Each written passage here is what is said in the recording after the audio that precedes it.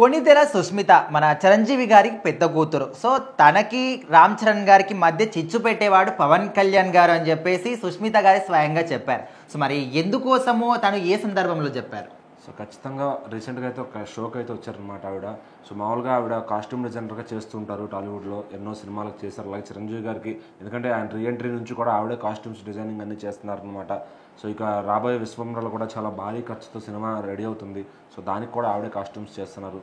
So ఇంకా ఎందుకంటే తన తండ్రిని తనకన్నా ఇంకెవరు బాగా చూపించలేరని ఒక ఐడియా అయితే ఆమెకు ఉంటుందన్నమాట. ఎందుకంటే వేరే వాళ్ళు నమ్మి వేరే వాళ్ళతో పెట్టుకుంటే వాళ్ళు చెడగొట్టే ఛాన్స్ ఉంటుందని చెప్పి.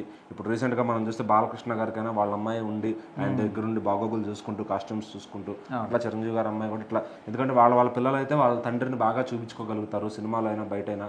సో అందుకని చెప్పి ఆ కాస్ట్యూమ్ డిజైనర్గా అయితే ఆవిడ సెట్ అయిపోయింది అనమాట.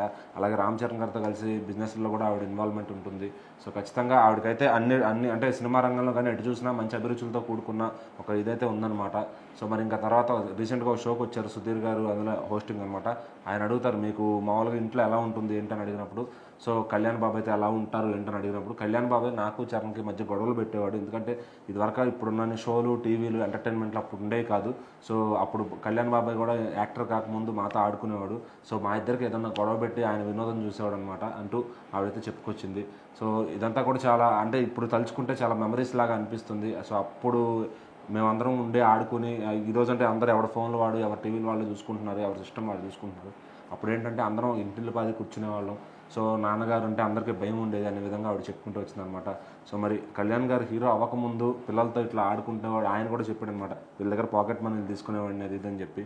సో ఎందుకంటే పిల్లలకి పాకెట్ మనీ ఇస్తున్నప్పుడు కళ్యాణ్ గారికి అప్పుడు ఏమైనా సిగరెట్లు తాగాలన్నా అది ఇది, సో పిల్లల దగ్గర మళ్ళీ ఇస్తానని చెప్పి తీసుకొని ఇచ్చేవాడు కాదంట. సో అట్లా ఆయన ఒక ఫేజ్ అట్లా నడిచింది అయింది. ఇంకా తర్వాత ఆయన స్టార్ అయ్యి ఒక స్థాయికి వచ్చిన తర్వాత ఇప్పుడు ఆయన 10 మందికి సేవ చేసే స్థాయిలో ఆయన ఉన్నాడు. సో అలా ఆయన గురించి, ఆయన చేసిన అల్లరి చిల్లర చేష్టల గురించి ఆవిడైతే ముచ్చటగా చెప్పుకుంటూ వచ్చారనమాట.